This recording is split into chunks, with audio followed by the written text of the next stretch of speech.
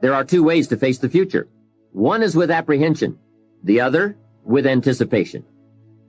Guess how many people face the future with apprehension? Why? They don't have it well designed. And without really thinking about it, they have probably bought someone else's view of how to live. You will face the future with anticipation when you have planned a future you can get excited about, when you have designed your future results in advance. In this way, the future will capture your imagination. It will exert an enormous influence on you. And to design your future, you must have goals. Well-defined goals are like a magnet. They pull you in their direction. And the better you have defined them, the better you have described them, the harder you work on them, the stronger they pull. And they pull you through all kinds of difficulties, too.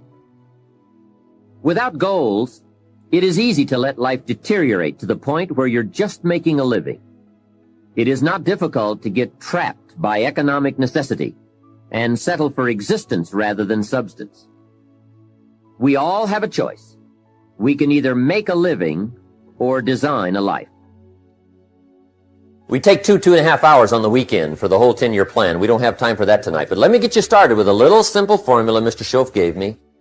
And maybe this will be helpful. First of all, I've divided goals into two parts. First is long range. Long range goals. That's your dreams. Your dreams for the next 3, 5, 10, 20, 30, 40 years. Actually, the rest of your life. Your dreams. You've got to keep dreaming. And if we don't keep dreaming, we will lose the republic. Your better future is a dream for yourself and for your family. Where do you want to go? What do you want to do? What do you want to be? What do you want to see? You've got to dream dreams. There's a Bible phrase that says, without dreams and visions, people perish. You've got to have something to go for that inspires the heart and the soul.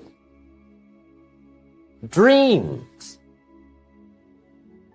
From the children of Sanchez, it says, take the crumbs from starving soldiers, they won't die.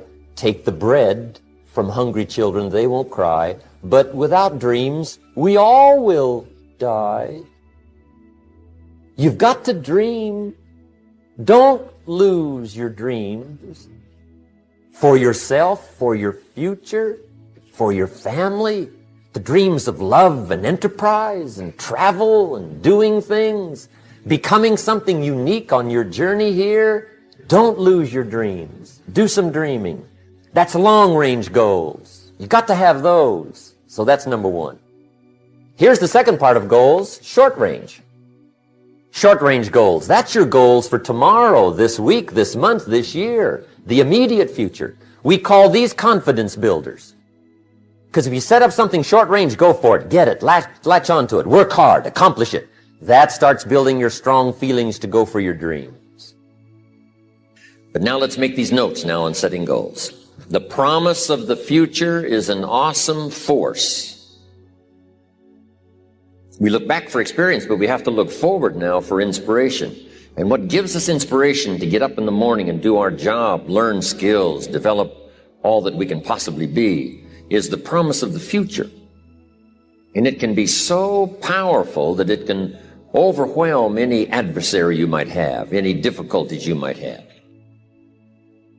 Here's a key phrase. Reasons make the difference in how your life works out.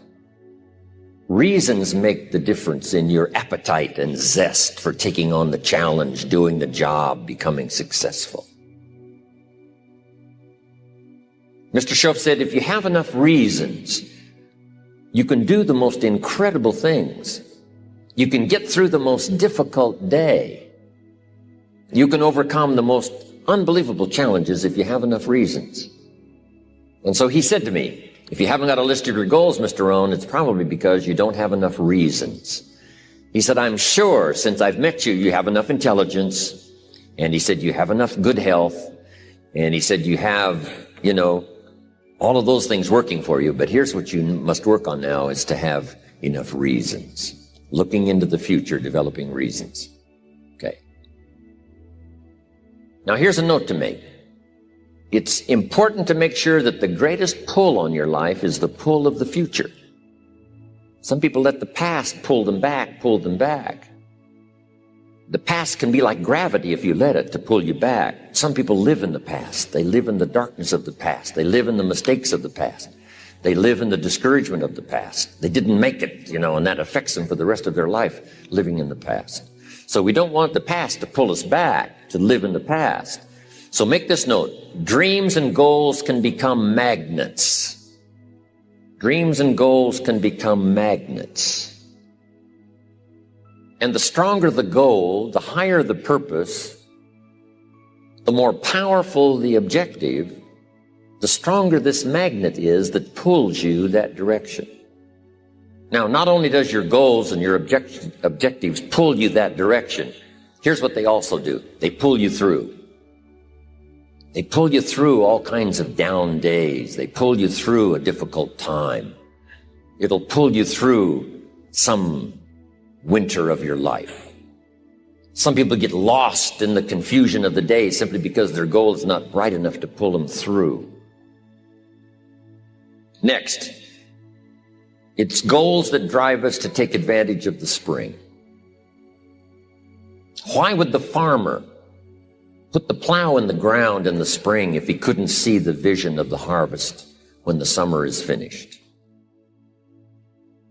Is it possible to see the finished harvest? And the answer is yes. We do that simply by faith. Key phrase, faith is the ability to see things that don't yet exist. So here's what we want to do in our goal-setting session, is to start looking into the future of what you would like to accomplish and where you would like to go, the person you would like to be, and see if you can't get a better picture of the finished objective